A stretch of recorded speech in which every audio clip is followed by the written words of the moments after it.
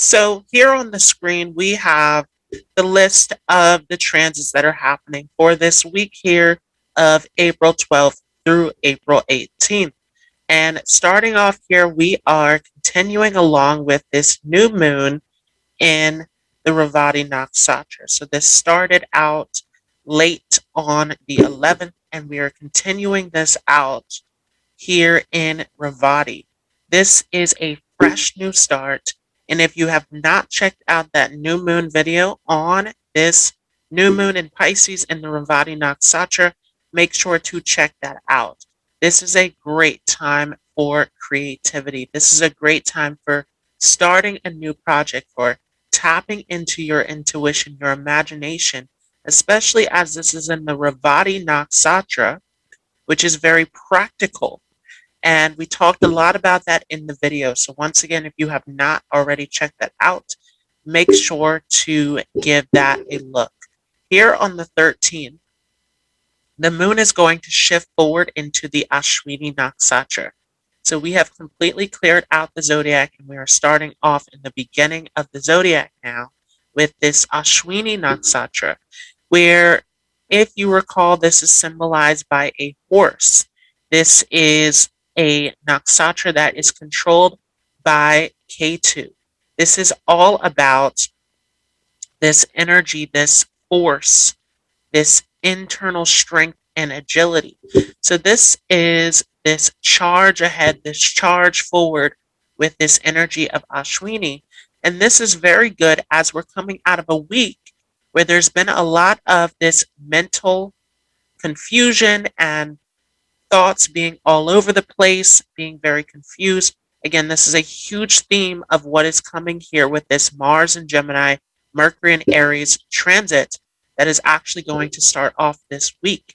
So for those of you who have already been feeling this jumbledness of mental energy, this confusion, this feeling of this energy all over the place, not being able to get anything done, this restlessness, some of you have probably already felt, depending on where this is in your chart, you have probably already felt this restlessness where it's almost as if you can't fall asleep, you can't focus. This energy is all over the place. And so, as we're moving forward into this, we're going to see this mental focus. Remember that the moon is the mind, on charging ahead, on moving towards a goal, moving towards a task. And so we come into this week with all of this energy, feeling very energized, and Mars especially shifting into the sign of Gemini here on the 13th as well. This is going to give us a tremendous amount of mental energy. Mars, remember, is the energy, the strength, the willpower, and it's coming into the sign of Gemini, which is all about logical thinking, decisions, communication. So this mental activity increases as we come forward into this transit of Mars and Gemini. And if you have not checked out that video yet, make sure to check that out. That is a huge transit that's going to affect us here in the month of April going into May, where we have this energy that is scattered all over the place. And so this is a specific time where you want to learn how to focus this energy, to ground it, and to use it to complete a task. So for those of you who have been mentally all over the place, as Mars was originally back in Rohini in that conjunction with Rahu, where the energy was very much scattered. This illusionary aspect of Rahu was there with the desire, but then in Rohini, where it's a very comfortable, relaxing type of energy, we've had a lot of this confusion of wanting to accomplish things, having these strong desires, but also there is this feeling of not being able to complete it or not being able to get things done, or this restlessness with this Rohini energy. Now that we've shifted forward into the Mixra Nakshatra with Mars here in Gemini, this is even more confusing. This Mixra Nakshatra is the deer searching in the forest, where we have all of these different focus, all of these different directions that we're trying to juggle our energy around in. And so this is especially a time where you want to be able to take that energy and focus it, ground it into what you want to accomplish versus this mental scatteredness of trying to move into multiple directions, getting lost in thought. At this time with this Mars energy, you want to be proactive, right? You don't want your mind to take you in these different directions. And we talked a lot about this when we went through the Mars and Gemini transit, is that there is this feeling of having this goal or vision for yourself. And you'll see this especially as we come into this Mixra Nakshatra and as we move to the end of the Mars transit when we get into Purnabasu. But there is this feeling of trying to reach some sort of future goal, trying to put your energy out into the future. But what about your energy that needs to come here right now in the present? So this is a huge moment of grounding this energy, using this energy. This is a lot of energy with Mars and Gemini. Tremendous amount of mental agility and energy that is going on that we can use and focus into something that we want to accomplish. Here on April 14th, the moon is going to shift into Bharani. So now we are moving forward here, and we're here in this second part of Aries, where this is a very creative influence. This is a Venus ruled nakshatra. And so as the moon comes in here, this is a great time, again, to apply your energy, your focus into your projects, into what you want to accomplish. This is going to help you tremendously. And with this coming into a conjunction with Uranus, which is all about the unexpected, the things that happen without warning, the things that happen that are unexplained with this Uranus energy, that we have these brilliant ideas, we have these flashes of inspiration that we can use to create the things that we want. And so, especially depending on where this is positioned in your chart, this can be a great time where you find this flash of inspiration, this insight, this brilliant idea that comes out of nowhere that you can use and pour into your experience of what you are trying to create. As we move forward on April 15th, the moon is going to shift into Kritika. So this will close out this Aries energy as we shift forward into the sign of Taurus. And so as the moon is here cradling between Aries and Taurus, this is a time of really focusing on your goals and tasks, cutting out the distractions. Remember that this is symbolized by a knife, rituals, focusing on your habits, your routines, right? Doing something religiously. So this energy here of the moon in Kritika is about cutting out those distractions, staying focused on your task, developing a habit that is healthy for you to accomplish. With the combination of Aries being a part of the first degrees of this Kritika Nakshatra, there's this energy, this passion, this drive to push through. And then in that second half where Taurus is, there's a stability to it where you can ground this energy, you can focus it, you can put this into a certain habit or routine that can help you in moving towards your goals. Also, something that is very beneficial here on the 15th of April is that the sun will shift into Aries. So now we're moving forward season-wise where the soul, the ego, the focus of the collective is now shifting into Aries. Aries is where the sun gets exalted. So this is very powerful. The sun, remember, is about identity. It's about purpose. It is an individualistic energy. And so, of course, the sun loves being here in the sign of Aries, where Aries is all about the self. It is all about the drive, the purpose, the initiative. Aries is the sign that jumps in and takes action, this warrior energy. And so as the sun, which we see as the king in the planetary cabinet, comes into Aries, which is this very individualistic, warrior, energetic, passionate, initiating type of energy, this gives us a tremendous amount of strength. Again, a lot of energy that is coming in. And so you want to make sure that you're focusing this energy in on something that you want to achieve, especially as we're coming into this first nakshatra that the sun will fall in, which is Ashwini. So the horse, again, the energy, the speed, the agility, where there's so much energy that you want to be able to focus this, to ground this, to use this effectively towards the goal that you want to achieve, instead of this energy being very scattered and wild, where you're not able to focus and stay committed to the task. Remember that at the highest level, Aries is a very loyal and devoted sign. It is that soldier energy, where this is Mars's Mullatricone sign, where this is a very much an warrior energy, right?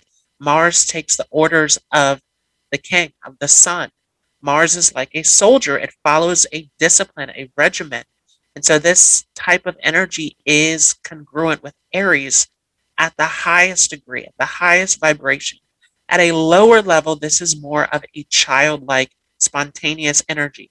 So we need to consider how we're actually using this energy, depending on how this is in your chart. Are you using this to actually get tasks done, to actually stay on focus, to stay disciplined, committed to your purpose? Or are you finding yourself in more of the childlike, infantile state of Aries, where the energy is very much scattered and all over the place? You can't focus, you're restless. And so needing to ground and discipline this energy and to really focus it in on your passion, on where you're going, what you're trying to accomplish is extremely important as we come into this transit. On the 16th, the moon will shift into Rohini. This is where Rahu is positioned. So the moon is going to come into a conjunction here with Rahu, where it will oppose Ketu, which is in Jyeshtha in the sign of Scorpio. So this is a very intense conjunction that we will continue to experience over and over again. Again, the moon is going to shift every 2 to 3 days. So as the moon comes into this conjunction with Rahu, this heightens our emotions. Remember that Rahu is a planet that is about obsessions. It is a planet that is about the future, getting towards a goal. Rahu is willing to take shortcuts. It's willing to be cunning. It's willing to do whatever it takes to get to a goal. And so when the moon comes in here, this amplifies our sensitivity in terms of trying to get something done, and especially in terms of a creative goal, a project, a single-minded type of endeavor, because Rohini is very much an intuitive nakshatra, right? It is a moon-controlled nakshatra where it's about what do we feel is our purpose? What creative talents do we already have? It's very instinctual. And so when the moon comes here in this conjunction with Rahu, this becomes a time of this illusion that you are wanting to succeed. You're wanting to go after all of these things. Again, there's so much of this jumbled energy and confusion. It's important that you're picking a focus, a direction, that you're grounding yourself in the present and what you're trying to accomplish, because we have all of this energy that's just all over the place, and the moon is representing the mind. And so are you too much in your mind where you have all these different ideas, all these different things that you're trying to achieve? You have all of this energy that's scattered in multiple different directions, and you're not really sure what is what. Rahu is the illusion. And so this is a huge time of making sure that you know exactly what you want, that you're not aimlessly going after something that isn't in full alignment with you, that isn't of true value to you. This Rohini nakshatra is connected to our values. It is a Taurus-ruled nakshatra, and it is also a moon-controlled nakshatra as well, where this is about what actually nurtures us, what actually is of value to us, what brings true security into our lives. With Rahu here, there's an illusion here. And so you want to be careful here in terms of what do you think is going to make you secure, and what actually is the true purpose, what actually is going to bring you that peace of mind. So this becomes very important. And on the same day, Even more important, we have Mercury shifting into Aries. So we have this mutual reception that's going on here with Mars and Gemini and Mercury and Aries.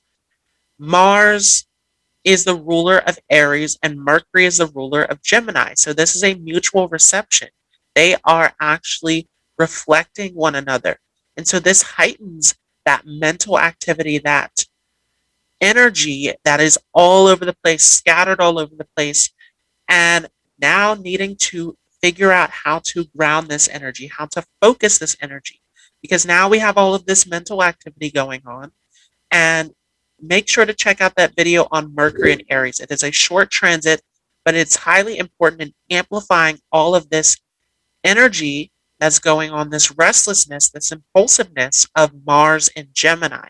Because of this mutual reception, it is supporting this. So this is a dangerous type of transit if you are just going to have all of this energy going around without grounding it into something. This is a huge week where anything that you have not accomplished, anything that you have not done in the previous week, you can accomplish it here. You have all of this energy, all of this drive that was really absent back in the previous week.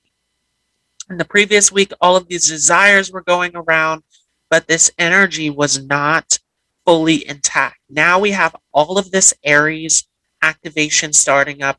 We have this Mars and Gemini. We have all of these things in place, along with this new moon that is welcoming in a new phase of really tapping into your creativity, tapping into your inspiration, tapping into your dream world, where you have this motivation now to push to get things done. But the question is, are you distracted? Are you stuck in this place of mental confusion, of restlessness, of trying to focus on multiple different goals and multiple different tasks instead of being present in what you are trying to accomplish right now? Again, that's a huge theme that we talked about in the Mars and Gemini video, is are you present or are you somewhere in the future where you are putting your goals, your achievements, your ambitions into this future dimensional pocket. And then here, you're creating this distance between what you want to achieve and where you are right now. So it's important that you are staying present, that you're staying focused in what you are doing right now, especially with all of this energy. There is an impulsiveness to this where you can make choices without thinking about it. And this is important, especially for those of you who have sixth house activations, eighth house activations, any areas like this where you can get yourself into trouble with these impulsive decisions is important to pay attention to. But you want to watch out regardless of what sign you have of this impulsive energy, because this is very distracting, this is very restless. If you're not grounding it and rooting it into something here in the present moment, then you can potentially accomplish nothing. And that is a waste, because we have all of this energy to make up for the things that have not been achieved, that have not been accomplished, that have been procrastinated over. You have all of this energy now to make these things happen. Now, on the 17th, the moon will shift into Mixura, and it will come into a conjunction with Mars. So remember that Mars is now in this Mixura Nakshatra in the sign of Gemini. And so again, we have all of this restless searching. This is symbolized by the deer searching in isolation. And so this is symbolic of going in your mind, right? You're isolated in your mind where you're thinking and thinking and thinking and searching in all of these different directions. And remember that this is a Mars-ruled nakshatra. So this is about this energy, this passion, this drive. But if you're not rooting it and grounding it into something, especially in the sign of Gemini, right? It was more grounded when we started off this Mixura Nakshatra in Taurus. Now we're in Gemini, where this is this curiosity of this Gemini energy. It's It's very mercurial, where it is all over the place. It has all of these different ideas. How can you ground that energy? How can you bring yourself out of your mind and into the present? So this is really more of a week of acting, not of thinking, right? This is a week where, of course, you want to think before you make decisions, but you don't want to get so stuck in your head that you're not able to act on the things that you are trying to achieve. This restlessness, this mental confusion, this constant searching, getting stuck in the mental capacity of what could happen. Again, we talked about that a lot. Are you somewhere in the future when you should be right here in the present moment? What could happen? What about all these different ideas? I want to accomplish this. I want to accomplish that. And so it is coming back to the present, grounding yourself, getting in your body, using this energy to move towards the goal that you have right now in this present moment. And so for a lot of you, meditation is great to bring that mental energy down and to really calm down the mind.